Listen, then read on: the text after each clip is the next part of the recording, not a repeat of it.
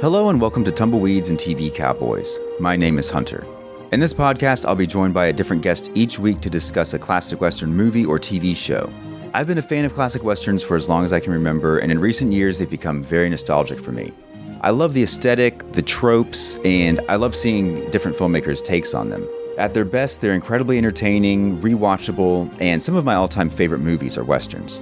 We'll mostly focus on Western movies made in Hollywood, but we'll also be covering spaghetti Westerns, and one thing I'm very excited to get into are Western TV shows. I've got some amazing guests coming on the show, film professors, historians, and podcasters. And Tumbleweeds and TV Cowboys is part of the Someone's Favorite Productions podcast network, and many guests on the show will be from other shows on the network. Thanks for listening. We made this.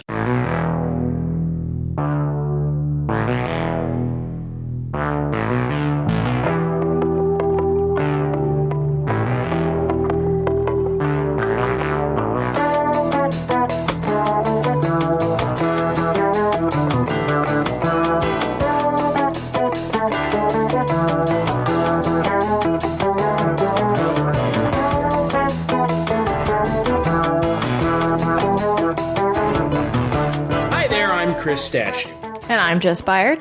And we are the hosts of the One Season Show, a podcast where we take a look at TV shows that only lasted one season, from start to finish. Each month we'll be tackling several episodes of a show, and we're kicking off our podcast with a look at Fox's first and only season of Werewolf. Eric Cord was just an ordinary college student until he was attacked by his roommate, a werewolf. Now he's running for his life, chased by a bounty hunter for the murder of his cursed friend. In pursuit himself of the evil werewolf Skorzeny, the source of his bloodline, a beast who must die to set Eric free. A race against time and the bloodlust that threatens to overwhelm him. Now, Werewolf, the legend continues. We're still watching it, Chris. We're still here. We're still watching this show. It would seem we are still here, unfortunately. On this episode of the One Season Show, we're going to be talking about episodes 15 through 21. Blood on the Tracks, Nightmare at the Brain Hotel, Wolf Hunt, Blood Ties, Big Daddy. We'll have a little bit to say about Eye of the Storm, but not in a way that you would think. And finishing it off this episode with Nightmare in Blue. So let's get right to it with Blood on the Tracks. This episode is directed by Rob Bowman. Yes, that Rob Bowman. Rob Bowman of, oh my god, so many things. So many very middle-of-the-road, what is it, like middle-of-the-road action films from the mid to early 2000s, like Reign of Fire. Reign of Fire. I mean, hey, he did the X-Files movie. Yeah, I mean, I wasn't going to bring that up because it's like the only thing. I like the first one. Yes. Agreed, 100%. The first one's good. The first one is very good. He did a lot of their episodes, too, and I mean, so. Oh, yeah, he directed, he directed a lot of episodes after, after the movie. Well, no, I guess he directed before and after the movie, so. I mean, he cut his teeth on TV. So, and then it was... And good TV. Yeah, Dark Shadows. Not this. MacGyver, Baywatch. Not this, yeah. This is one of the first things he directed. He directed Stingray, some episodes of Stingray, and then 21 Jump Street, and then this. So, and you know what? Honestly, it shows, because this is probably maybe the best episode of the bunch that I had to watch this season. And I mean that, like, structurally, just cohesively as a story, I think that it's the most well-made of a lot of the episodes that we have watched up to this point, and ones that we watched after this. Yeah, so it's directed by Rob Bowman, written by Christian Darren, and there are a lot of character actors in this episode, but the one that's obviously going to stick out for you, for me, for anyone who is a fan of Twin Peaks is Everett McGill. I love him so much. Oh, yeah, he's great. I'm so happy to see him. But holy crap. Okay, so this show came out in 1987. Right. So Everett McGill, 1987. Twin Peaks came out in, what, 1990? 1992, I thought? 1992. No, 90. Well, 90 is when it, 90 is when it started. 91 is when it ended.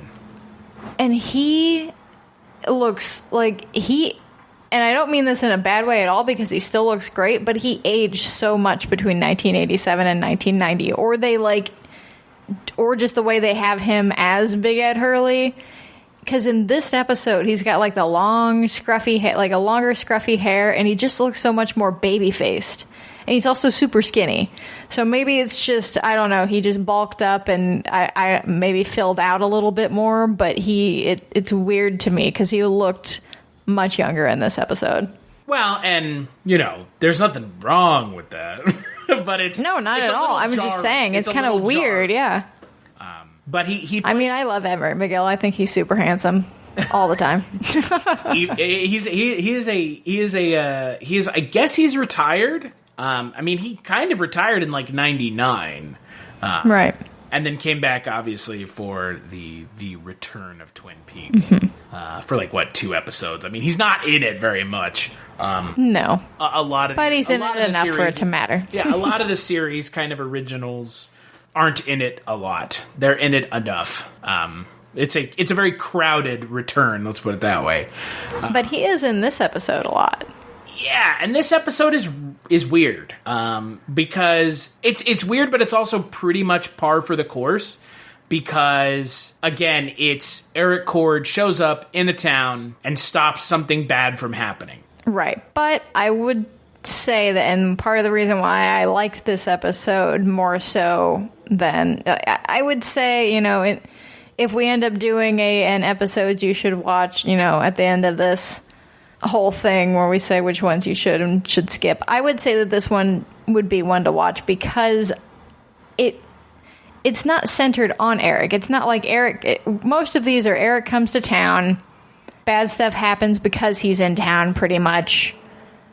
And it's... Have you ever wanted to dive deeper into the horror movies you love? Beyond the Blood is a horror podcast for fans who want more than just surface-level screams. We do deep dives into the movies that shaped us, digging into director commentaries, behind-the-scenes stories, deleted scenes, and the special features that most people skip. Each episode is a love letter to the genre. We break down how these films were made, the creative risks that paid off or didn't, and the lasting impact they've had on the genre as a whole. From 70s slashers to modern nightmares, we celebrate the craft, chaos, and characters that keep us coming back. If you're the kind of fan who rewatches movies with the commentary on, or you simply grew up in the video store horror aisle, the Beyond the Blood podcast was made for you. New episodes every single week. Subscribe, let's dig deep. Welcome to the Beyond the Blood podcast. Focused on him more so than all the other characters in town. In this, it's sort of like Eric comes to town, he gets a job on a construction site, and you get to follow more so Everett McGill's story as this, boxer on the run who didn't throw a fight when he was supposed to, and now he's been moving his family all over town. Now he's hiding from the mob. Right. And Eric recognizes him because, watched him growing up as a kid, whatever. And I think that it's a much more engaging story because we're not centered focus on Eric, who does nothing most of these episodes, but we unfortunately have to be with him the whole time. Yeah, he really doesn't do much in a lot of these episodes, which is weird that he is, the main character. The main character. He's really just the set piece that the show happens around. Right. Which, again, is fine, but when your show is called Werewolf... Yeah, exactly. I'd also like to point something out that Everett McGill is only 13 years older than John J. York. Right. Which he's supposed to be like, I was watching you when I was a kid. And I was like, I don't think so. No, you fucking weren't. No, you were not, because you guys are not that far apart age-wise. Like, you guys could be... He could be like your older brother. Everett McGill wasn't going to be like some super popular boxer, well known, when he was 13 years old. Again, when it comes to this kind of episode, which we've now seen several times, it does ultimately come down to the character actors that are in the episode. And again, with someone like Everett McGill, it does salvage this episode for me. But it's just very formulaic. And that's been our biggest complaint here throughout this entire show, is the formulaic nature of the show, because obviously it's a 22-minute show, but it's not a sitcom. So, Right. And I mean, I probably like this episode purely because it's Everett McGill and he's fun to watch and he's a good actor and he kind of just elevates whatever he's in. If it had been somebody else, this would have just been another boring pass-off episode. Speaking of boring pass-off episodes. Oh, man. Let's talk about The Nightmare at the Brain Hotel. So this episode, directed by David Hemmings, written by series regular Craig Tepper, stars Ellen Crawford and Richard Lynch. So Richard Lynch plays a werewolf, yet another werewolf. Richard Lynch has he's recently, I think he's worked for Rob Zombie a couple times. I remember he was in Zombie's remake of Halloween, and he was also in Lords of Salem. He is a weird looking guy. And he is definitely a weird-looking guy in this episode, where he is a bald man with a octopus tattoo on his head. Yep. Man, I don't know what the hell is happening. I'm right there with you. This episode is so poorly written. I've watched it twice, and I still don't know what the fuck it's about. Yeah, so Ellen Crawford plays the hotel manager, and I guess she is also, again, trying to... Something's going on with her and Skorzeny. I mean, look, the issue with some of these episodes is because there's so little time given for the plot to kind of breathe and live on its own as, an idea that becomes a fully formed plot, as opposed to just an idea that everyone is trying to figure out how to go along with. This episode is just... Eric comes to a town, and he stays in a hotel, and weird things happen in the hotel, including a woman murdering someone in cold blood, and him meeting another werewolf played by Richard Lynch. Okay, like that's like you didn't even have to watch the episode. That's it right there. Well, and every Skorzeny episode or Skorzeny related episode is like this. Yeah, and I mean he's not in it obviously, but. I don't think he's going to be in it again until he's killed off, which is given away by the synopsis of one of the episodes that we're going to be watching on our final werewolf episode of the one season show. And so, I mean, this episode, Eric just ends up in this, and where is Eric at this point, geographically? In a rundown town in California somewhere, I guess. He's just moving from rundown town to rundown town. I mean, honestly, he's moving from movie set to movie set. Because right now we're just in this weird, creepy hotel movie set. And I don't know. It's just basically Eric sitting around while Ellen Crawford kind of dances around him and acts like a weirdo. And Richard Lynch just kind of waxes poetic about what it is to be like a werewolf. And Ellen Crawford wants to have some of that John J. York dick, which is also weird. That. Also weird. We get a lot of that in these coming episodes, actually. But there's a lot of weird. All right, and we get it. Eric's pretty, but they're really hardcore wanting some of that werewolf ass in this episode and in Blood Ties. But this is a contender for the worst episode of this episode. Oh yeah, it's so poorly written. I can't believe that this is an actual episode of a TV show. It's so poorly written. Like, that's how I felt can't believe it. Last episode when we were talking about where it's like, how do you forget or just omit entire sections of your story and just entirely change things halfway through it, and then Fox, and it's not like Fox was a small network at this time. It's like, yeah, sure, that's fine, let's do that. I mean, this episode is awful. Yeah, this is a definite non-watch. You will get nothing from this. You will waste 22 minutes of your time watching Nightmare at the Brain Hotel. What is also the nightmare? Like, what is the nightmare? I don't... That you have to be stuck there for 22 minutes. Yeah, right. And then it also does that thing that several other episodes do where it's like, and then it was all a dream? I guess. What? He just wakes up, like, by himself and outside or wherever. Well, he wakes back up right at where he started the episode. Oh, like, yeah. The janitor comes and wakes him up, and it's like, hey, you can't sleep here. And it's like, wait, didn't we already see this? So was that the nightmare? He was just having a nightmare? Oh, God, Stupid. That That's shit is even lazy. more of a waste than 20 minutes. Yeah, that's lazy. Speaking of a waste of 20 minutes, Yeah. So let's talk about Wolf Hunt. we move on to the next movie set, The Wild Wild West. Yeah, out there in the high desert of California. So Wolf Hunt is directed by Bob Bralver, written by series regulars Chris Bunch and Alan Cole.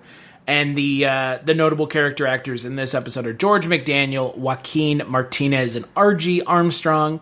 And this episode has Eric befriending a she-wolf who tore out a rancher's eye because he clubbed her babies to death. Which deserved, like, that. Right. Oh, yeah. He totally deserves his eyes ripped out. Yes. But yeah, there is a scene of puppies being bashed by a man with the butt of his rifle, which is, it's super cool. I mean, you don't see it, but you see him, like, look down, and then the camera pans back up, and then he picks his gun up like a club, and he swings it down.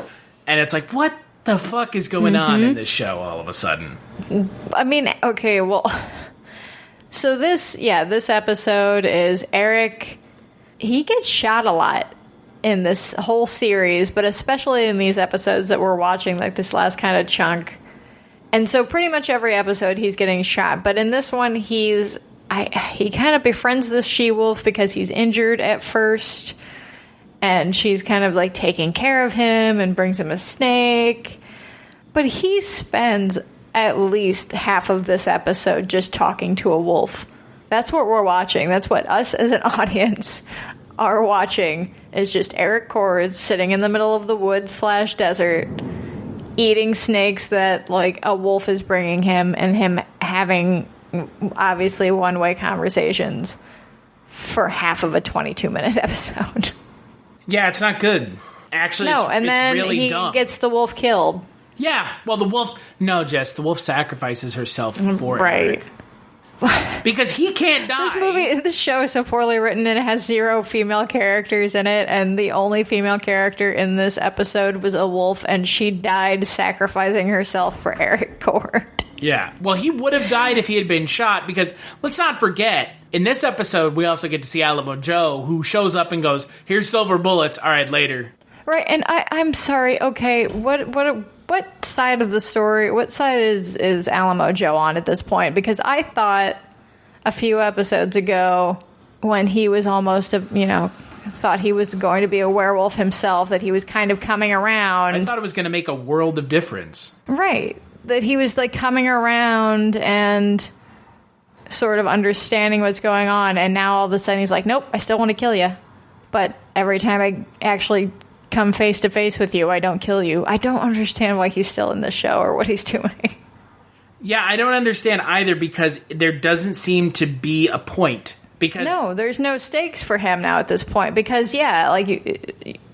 it was implied that he was going to not be a secondary antagonist. Because he's faced with that whole, like, oh, I finally got my man, and calls his, I guess, former wife or whatever, girlfriend, and that whole thing happens, and then it's all for naught because Eric is still alive. But still, why? What is your purpose here? What is... I don't think there is one. I genuinely don't understand the inclusion of his character. And look, we have had now, how many episodes between the last time we've actually seen Chuck Connors? I think it's... I don't know. At least 10. Yeah, I can't even remember the last time we saw Chuck Connors. Yeah, he was like in the first 5 episodes, 6 episodes. Well, I think it was Friendly Haven was the last time we saw him. Maybe, Which would be episode 9, where he's in the... Is that... No. Yeah, that is the one with the lady. Or is it the old lady? Yeah. The old lady. That was the last time we saw him. Yep. Because all the other things were just body doubles. And he's not even in the 2-parter. Right, but actually, like, seeing his face, Yeah, not his body double. So it's also weird that, like, we haven't seen the main antagonist. We just keep hearing Eric Cord go, Skorzeny! I'm looking for Skorzeny! It's like, oh my God, we get it, dude. Have you found him yet? No, nobody knows who he is. And the people who do know who he is don't care. Or the people who know who he is are, like, his minions. Over and over again, we keep seeing every time. Yeah, that these are his, like, goddamn minions. And it's like, what the fuck is even happening anymore? I want to see the show where it's Werewolf Chuck Connors cult leader. Like, that's what I want. that is happening elsewhere. Where Chuck Connors has been this entire time, we're following around Eric Cord. No, we're wrong. We should be following around Chuck Connors because he's creating a werewolf cult. And it's not good that we're not seeing the main villain either. No. It's actually pretty, as far as I'm concerned, it's pretty frustrating. Because one of the things that I did like about this show is the inclusion of Chuck Connors. Mm-hmm. And without Chuck Connors, it's just John J. York. And there's nothing wrong with that.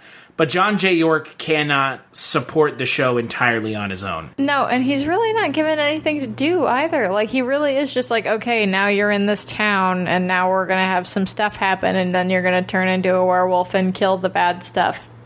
And then we'll go away to the next town. And that's all we do. And these, I mean, we're still getting werewolf transformations. We've gotten werewolf transformations in all these episodes, even though we haven't mentioned them really yet this particular episode, because at this point those aren't even that exciting because they're really just happening right at the very end of the episode. You're not even really getting to see a lot of them anymore at this point because you can tell obviously we're getting towards the end of the show, and so I'm sure money's even tighter now at this point.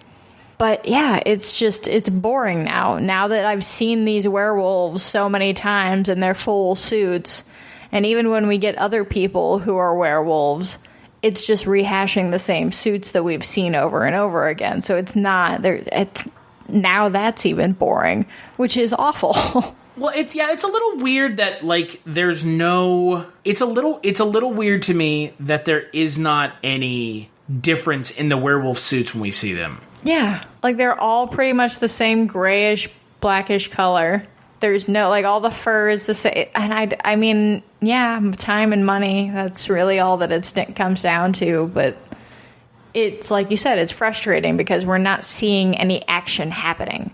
Not really. Not any action that matters anyway. We're just seeing the same thing happen in each town. And it doesn't really come to anything because it's just like, okay, Eric saves the day and everything goes back to normal.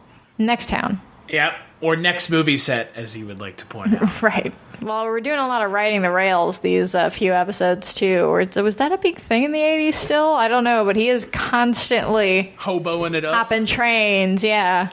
Yeah. I guess it must have been. 87 was a different time. 30 Let's move on to Blood Ties, I guess. 30-something years ago. So let's do that. Let's move on to Blood Ties. So this episode is directed by David Hemmings, written by Christian Darren. This is a wild episode. The notable character actors are Catherine Hickland, James Horan, Peggy Stewart, and Joseph Whipp. Joseph Whipp plays one of the detectives or sergeants in Scream and in Nightmare on Elm Street. Yes. He's a welcome face. I mean, a little bit of horror pedigree. And in this episode, Eric is now a groundskeeper. 'Cause sure. Yeah, because reasons, sure. For a married couple, and the married couple, the wife's mom, grandma? No, grandma. Who is then murdered by the husband. Well, in this episode... It's another one of these Eric did it episodes. It's really annoying. Right, where it's like, oh, hey, I guess we haven't really we haven't named that specifically, but yeah, that's a good way to put it. There's a running theme through all of these where it's like, oh, Eric's framed for a murder. Of course he is, and then he has to get his good name out of it, even though by this point, like, people would be locking him up on site. He's not traveling that far in between towns. But we should also point out that I think this episode is kind of trying to do a noir-y thing a little bit. It seems where it's like, so over the opening credits, as opposed to, the swanky sounds of Werewolf that we usually get, we are instead getting the sounds of a various obvious crime scene. People murmuring, pictures being taken, bags being zipped up, all that kind of stuff. So that's kind of strange off the bat. That's out of the ordinary. And we open up and it's black and white for a minute. Yeah. It's essentially setting up a sort of Sunset Boulevard, dead in the pool situation, except they're not in the pool. But It does that. It sets that all up, and then we really don't go anywhere with it. Not anymore. Not in the style, anyway. Like, sure, you end up with a femme fatale, but any other kind of, like, visual style that they were going for, they abandon immediately. And they phone in yet another boring Eric Cord stops other people from doing bad things episode. Right. Where it's basically these two spoiled rich people want to inherit all of their grandmother's money, and so they plot to murder her and frame Eric for it. I don't know. She says she's and in she's on like, it, but like then she doesn't make any like machinations that she is. So yeah, the granddaughter supposedly is in on the murder plot, but she doesn't deny it, but she doesn't, say yes either. And then after we run through this whole thing, and she ends up seeing Eric turn into a werewolf and like kill her horrible husband, he just kind of leaves, and he leaves her there, and she's just this weird shell of a human being at the end of this episode, which I know we jumped there really fast, but it's weird how they just leave her on that bench and she's just like gone, just totally vacant. But that was after she tried to bang the werewolf man. Right. And I mean, her grandma was also pretty into Eric too, let's be honest. They wanted to have like a weird... This whole episode was really weird where everybody is like into... with the werewolf man. Right, yeah. Ooh. Ooh, freaky. Go on Pornhub and see some shit like that. It's really weird. It is. It's very strange. But again, yeah, this is another really super boring episode. It effectively just boils down to this couple wants Grandma out of the picture so they can have money.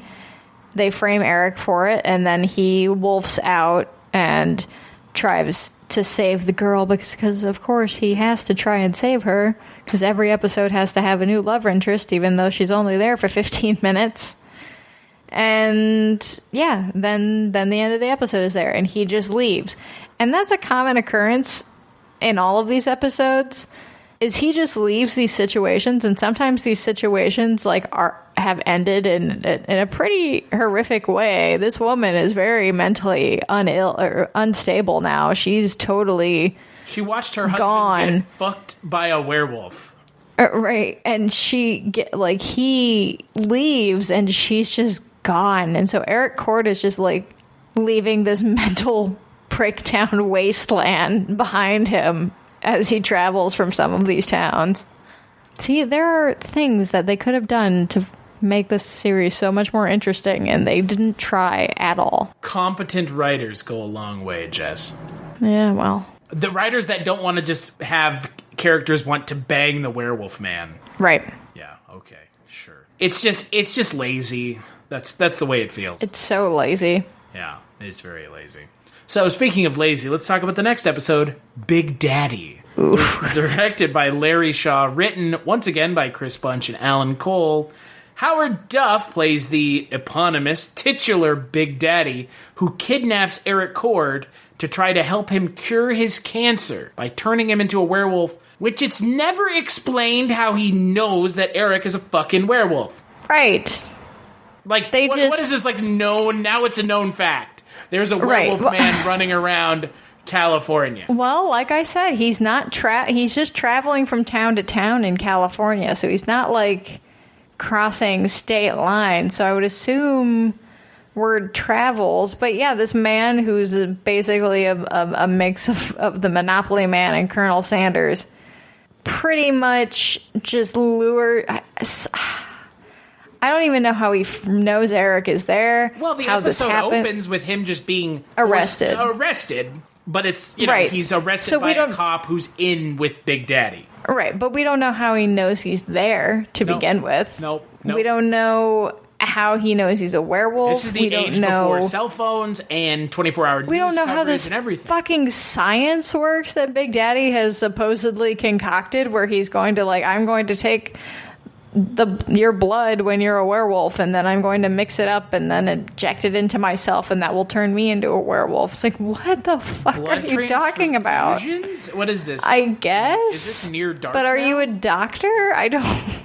It makes no sense, and that's never been a thing in werewolf lore, that if you have the blood of a werewolf, if you get a werewolf, if you get a blood transfusion from someone who is a werewolf, that you become a werewolf yourself. I mean, that's a thing in vampire lore. Like, there are movies and comics and pop culture stuff out there where, like, getting a blood transfusion as a vampire turns you back human. But, like, I've never seen anything with humans getting werewolf blood transfusions and turning into werewolves.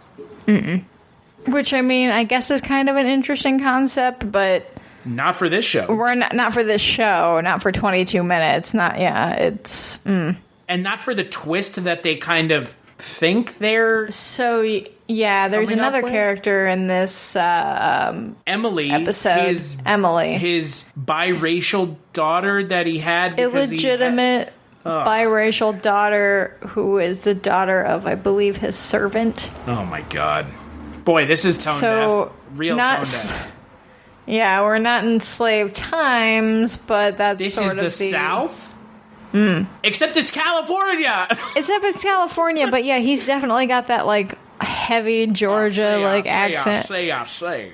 Yeah. Oh, yeah. Oh, I do declare, it is a scorcher outside today, Mr. Werewolf Man. Aren't you glad that you're inside, where it's nice and cool? Mm-hmm. And so he treats this poor... do your southern accent. You stopped yourself. You stopped yourself. Nope. I do declare he's with this girl. Mighty hairy. But yeah, he's basically, this is his daughter, right? And so he does the logical thing and makes her his servant. Right. And then continues to just berate her in front of the company. Know how to make biscuits and gravy? I do. Oh Lord. Right. She, I guess, messes up his biscuits and gravy, which he's A, supposed to not have anyway because he's got cancer, and B, he's just a real asshole about it. And so obviously she's totally fed up with his shit. So yeah, the twist that we get at the end is, I didn't inject you with the werewolf blood, I injected me, and now I'm going to rip you apart, I guess. Which is fine. I'm totally up for that. I'm going to take my revenge on you because of the way you've treated me. Right. Which I get. Sure. That makes logical sense from a storytelling perspective. But, again, this is very much... Like, Eric barely needs to be in this episode, aside from that he just needs to be there to supply the werewolf blood. They could have knocked him out, took the blood from him. He could have been unconscious the entire rest of the story, and nothing else would have been different. I wish I was unconscious for this story. I was the first time I watched it. Well, that's fair.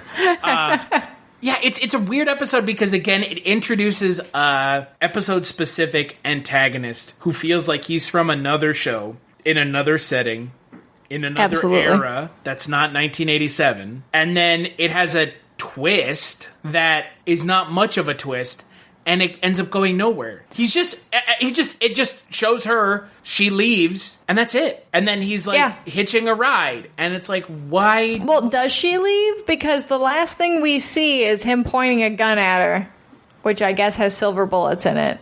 Oh yeah, I guess now everybody has silver bullets. Yeah, no, you're right. He kills her. But does he? Because we don't know, and that's what happens with a lot of these episodes. It's like a fade out of him shooting. They don't have to ever resolve anything. No, yeah. He's literally just sitting going bang, bang, bang with the gun. And we don't see anything. We don't know if she gets away. We don't know. What Daddy? What happens to the corrupt police officer? Right. In this town, where this corrupt, well-known, high-profile politician and this police officer and this servant, now everyone's dead. And the next scene is him just, getting on a truck with a bunch of other guys. And he's like, okay, next town, see you later. On to the next episode. Okay. Yeah, it's lazy, and it's poorly written, and I don't understand why every episode has to end the same way. And it's why not more two-parters, guys? Or why not just, you can carry on a story for a few episodes. You really want another two-parter after how bad the last one was?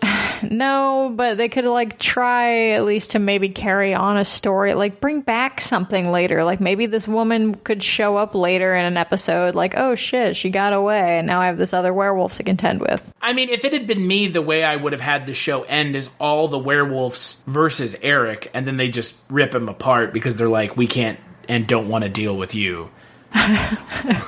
We're done. Well, I mean, like, there are so many werewolves running around now. Like, yeah, how many now werewolves just have keep been making created since the beginning of this show? I don't know. There have been a few, though, because they keep just finding different ways to make new ones or have new ones. Yeah. So let's move on to the next episode, which is episode 20, Eye of the Storm. It is directed by Sidney Hayers, written by Tom Blomquist. So, funny story, like we've mentioned before, there is no actual official release of Werewolf due to some licensing issues with the music that they use in some of the episodes. And so all the episodes, except for episode 20, apparently, are on YouTube. So we could not find episode 20. Nope, except for one that's in German. Right. Which I did not watch, and I'm sure because of how like formulaic this show is, we could very easily figure out what it was going to be about. There's a werewolf, another secret werewolf person. Watch, this is like the one episode that's like, holy shit, that's the best episode ever. Well, I mean, it sounds interesting. It claims to have Eric stranded by a thunderstorm in a log lodge with 6 other people who were being killed off one by one. Yeah. So that sounds It's a slasher one. I could watch that one. Yeah, but instead we don't get to watch it. No. Unless you want to watch it in German, and then you get to hear, who's a werewolf? Ooh, doozy. Like, I don't want to sit and try to translate German. I don't know. I might watch it. We watched all the other ones. I was like, to be fair, like, do you really need to hear the dialogue? No, exactly. That's my point. It might be more entertaining in German. Yeah. I just make up my own shit. Yeah, it's fair. So we are essentially skipping episode 20 because we could not find it, at least not in English. So that is a bummer for us. However, it does lead us into our final episode of this episode. Episode 21. Nightmare in Blue, once again directed by Rob Bowman, written by Chris Bunch and Alan Cole. Again, Chris Bunch and Alan Cole are all over this show. Mm-hmm. They are just everywhere. And I actually misspoke. This episode is directed by David Hemmings, who has directed like 5-6 episodes at this point. And this episode focuses on a deranged cop wannabe played by Greg Henry. Yes, that Greg Henry. James Gunn's Greg Henry. Who kidnaps Eric because he thinks he's a vagrant, and then Eric and Alamo Joe team up to take him down. Right. Another half-baked idea here. So I kind of all of the episodes that we watched this week, I enjoyed this one. I guess I enjoyed the first and the last one the most. I liked this one just because it was, I don't know, I at least like the creepy, deranged cop element to it, where... I mean, Greg Henry's great. Yeah, he's great, and he's great as this, like, oh, he hangs around with the cops, but he's too doofy or whatever to actually be one, so he somehow gets this really, he gets a cop uniform, he decks out his car, and he goes around and kidnaps these people, but I don't know what he's doing to them. Well, what's also weird is they never say what he's doing, and they also never... I find it hard to believe that the cops don't know about him. Exactly. Like, wouldn't someone just be like... There's a lot of questions in this episode. Yeah. Wouldn't someone just be like, there's a cop running around, but it's not a cop? And so what is he... When Eric tells the one cop that, Officer Lopez, played by Mike Gomez, he just goes, there's no cop by that name here. And it's like, okay... All right, so then shouldn't you be concerned someone's impersonating an officer? That's a crime. Yeah, essentially it's like a fuck you instead. Like, what? But so how is he killing them? Because I was a little confused on this. So he puts Eric in, like, the cellar and then drops a whole bunch of stuff on him? It's a great idea that's poorly executed. Because what is it? Is he just, like, in a silo and then he, like, opens up a door or something and a bunch of shit falls out and it's supposed to basically suffocate him. I guess so. And then he like sees a woman too that's like tied up, and so that's like the main motivating reason that Eric is like trying to catch Greg Henry's cop. But again, like it's you gotta give more than 22 fucking minutes. Yep. At least for this type of show. You can make 22 minutes work for a lot of things, and you can honestly make it work for... If this show was about one story, like if it was just something, one fucking storyline from point A to point B, then you could do 22 minutes because each episode would be chipping away at the greater story, and you could like, here's 22-minute episodes regarding one character, and you get to learn about them. But that's not what's happening here, and they want to... And I mean, I don't know. That's just kind of how TV was then, too, though. 45-minute to hour-long shows weren't really the norm. And so I think this was just a product of them experimenting and realizing, hey, this format doesn't work. Because honestly, with this episode in particular, there's a lot of why questioning happen here. And I have to ask at this point in the show, 21 episodes in out of 29, is it? Yeah. Where is this show going? Where was it intended to go? Well, that's the thing, and you know, we reached out to Frank Lupo and to John J. York to see if we could speak with them about the show. Never heard anything from either one of them, so we get it. You don't want to talk about your show that you were part of, that you billed top billing in, that you created, right, that is on your IMDb, whether or not you want to believe that it is, or take credit for it, or accept that you were in it. But I would be curious to know where this was supposed to go, because it's, again, the setup of the episode is Eric goes and asks someone if they've seen Skorzeny. That person says either yes or no. If it's a yes, then you know that person is probably in on it. If it's a no, then that person is either a villain of the episode, works for the villain of the episode, or is going to be an episode-long ally of Eric. And then that's the whole episode. And that's it. Yeah. And then there's a 10 minutes of nothing going on, and then Eric becomes a werewolf and, you know, resolves the situation. The end. Holy shit. Exactly. Like, it's a whole show. Every episode, except for the two-parter, which has its own myriad of problems. Right. They're all like this. And yeah, it does make me wonder what was the show building to. Because we know where the show is going. I mean, we've done our research, and you and I both know that, you know, Chuck Connors ends up not being in the show. We've already kind of seen that. We also know that I think in episode 25, so 4 episodes removed from the end of the show, Skorzeny dies. And then he's replaced by Brian Thompson. And I thought that was going to be in this stand of episodes that we were doing, but it's not. Earlier on, yeah. That's really... So when... I don't know, maybe we'll get to it, but do we know when they found out they were canceled? No. Again, Okay. it would have been nice to speak to people that were involved with the right. show. But yeah, IMDb and Wikipedia aren't so helpful. But, so yeah, I don't know. Like, maybe... Because 29 episodes is a long time to learn how to work out the kinks. And they're doing the exact same thing over and over and over and over and over again. So I can't even say that, like, oh, well, maybe, you know, that's just how this... If the first season were 6 episodes and they were all like that, I could forgive it for being like a first season, working out its bugs. Just kind of wanted to introduce the characters, get your interest. But if your first season is 29 episodes, then you got to figure it out way before 21 episodes in. What would that be for like a normal show that's an hour long, that's like 2 episodes? So it's like 14 episodes would be like, this would be a 14 episode show? Basically, yeah. Which is, I think, like, most streaming shows now, I think, probably hover around the, like, 8 to 13 episode mark, I think. I think so. Well, it just depends on the show. Right, exactly. So, yeah, even that would be kind of long for a show these days. But even with the power to binge watch the show, which you can now, obviously you can go on YouTube and watch it. You couldn't at the time. I could not imagine waiting a week in between these episodes. Like, why would I would just be so bored. There would be no reason for me to come back the next week.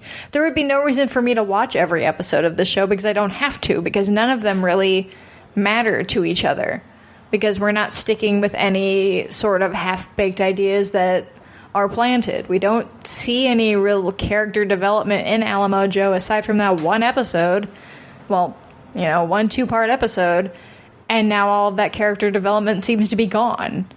We don't see any character development with Eric other than he's just the pretty boy good guy who does no wrong ever. And it's just so... And it's definitely not like he's the main character of the show or anything.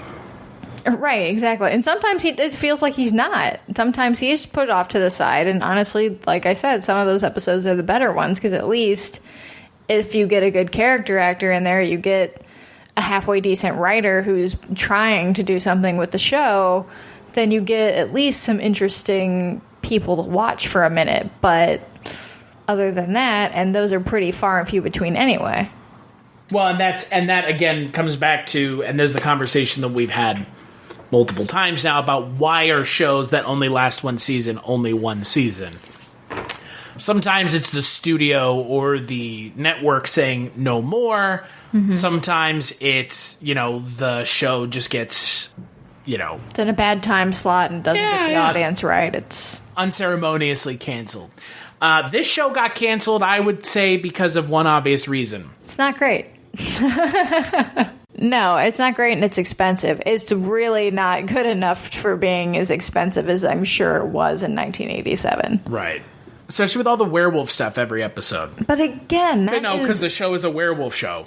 But again, this is all stuff that could have been so easily fixed, and I don't understand why they let them do it for 29 episodes this way, and why nobody came in and said, hey, how about trying this? How about instead of 29 individual episodes that don't, very loosely connect to each other, why don't you just make one overarching story for each of those 22 episodes? So that way you're building on character, you're building on story. Why not do that? As opposed to just, where's Skorzeny? We don't find Skorzeny. Maybe that's me. Maybe that's me with 2019 glasses, lenses of just like, hey, this is how we do TV now, where it's constant overarching story, character, whatever, as opposed to that's the only shows in the 70s and 80s. Well, yeah. But but shows in the 70s and 80s were constantly serialized.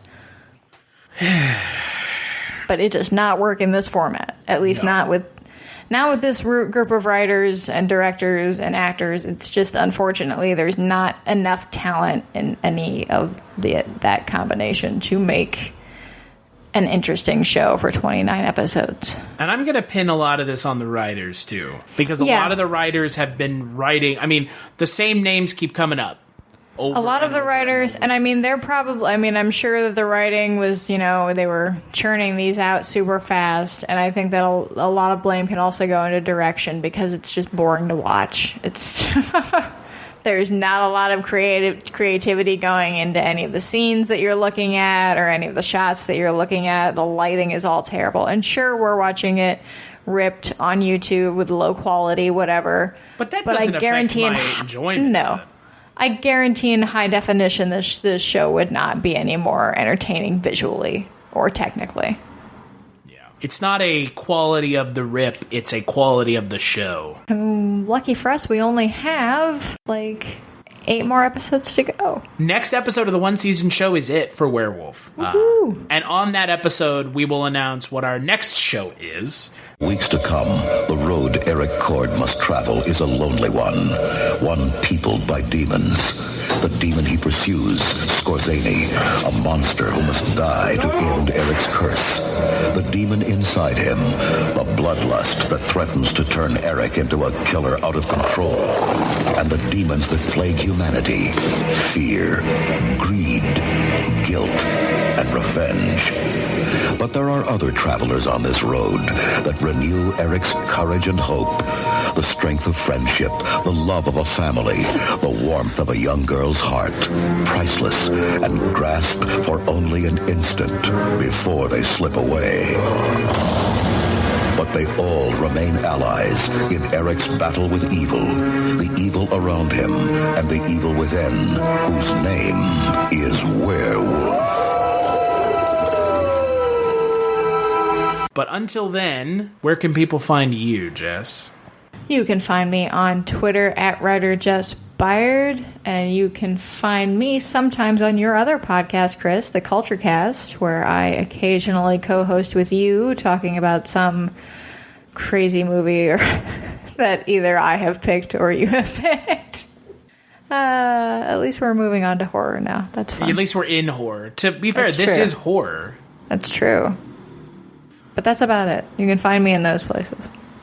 And you can find me on Twitter at casualty_Chris. Guess what? I didn't have to change my Twitter handle to do the Halloween thing. Not giving people who had to a hard time. I'm just saying I seem to have lucked out somehow.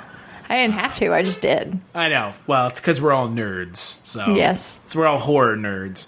So, and you can find me, like just mentioned, on the Culture Cast. I also do a podcast called Chronicles from the Crypt, where I talk about Tales from the Crypt. And Jess, you're actually on that. I right knew now I was missing one. Yeah, I was like, I had blanked out. Yeah, we're talking about Shudder's Creep Show, which is it's a show that's you can watch on Shudder if you have a Shudder subscription.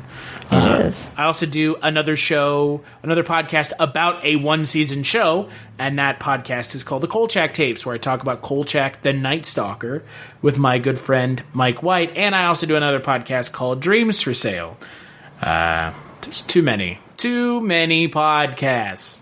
But that's fine. I love podcasting. I would never complain about having to podcast. It's something I enjoy doing. And as always, you can find our podcast over at oneseasonshow.com. You can also find more podcasts from the We Made This Network over on Spreaker as well. I know Jess is soon to be, I have been on Pick a Disc, which is a music podcast, if that is a thing that you are into.